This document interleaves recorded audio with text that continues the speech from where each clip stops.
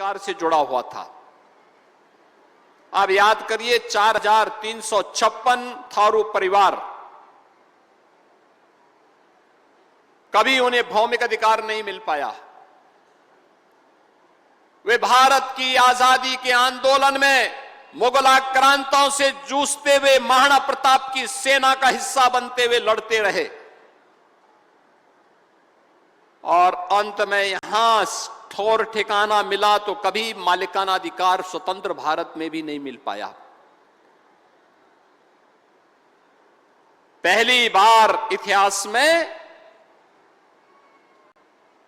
जो थारू महाराणा प्रताप को अपना पूर्वज मानते हैं, शौर्य और पराक्रम के लिए स्वदेश और स्वाभिमान क्या होना चाहिए देश का, उन थारू जनजाति के लोगों को महाराणा सांगा की पावन जयंती के एक दिन पहले आज हम लोगों ने भौमिक अधिकार उसी पलिया में जाकर के उपलब्ध कराया है, चंदन चौकी में जाकर के उपलब्ध करवाया है। देश की आजादी की लड़ाई में योगदान देने वाले उन महान स्वतंत्रता संग्राम सेनानियों के पूर्वज वर्तमान वंशजों को, जिन्हें आज से 70 वर्ष पहले तत्कालीन सरकार ने बसाया तो था, लेकिन कभी उनको अधिकार नहीं दिया। जमीन का अधिकार नहीं, मकान का अधिकार नहीं, राशन कार्ड का अधिकार नहीं। आज ऐसे 2350 से अधिक परिवारों को वहां पर भी उन स्वतंत्रता संग्राम सेनानियों को, जिन्होंने देश की आजादी के लिए अपना सर्वस्व न्यौछावर किया था, आज पलिया में उनको भी अधिकार पत्र देने के उपरांत मुझे अब मोहम्मदी में आकर के इस आयोजन के साथ जुड़ने का सौभाग्य प्राप्त हो रहा है। यह योजना है बांग्लादेश से 1947 और 1971 में आए हुए परिवारों को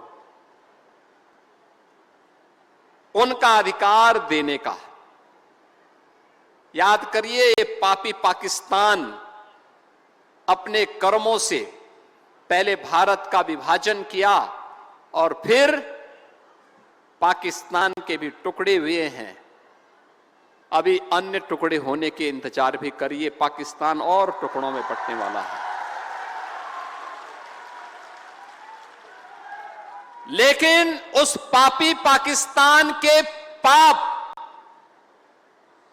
की सजा मिली किसको?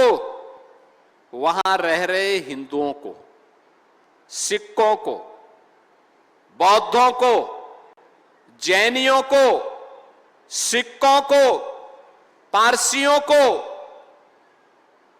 ईसाइयों को, क्योंकि उनके यहां किसी अन्य जाति के लिए कोई अस्तित्व नहीं है। और आज मैं कह सकता हूं 1947 और 1971 की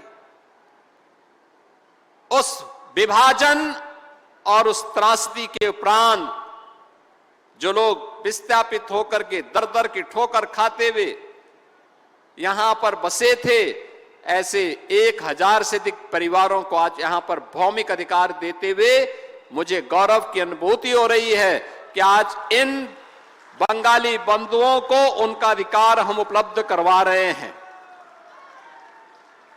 आप देखो पाप किस हद तक बोलता है।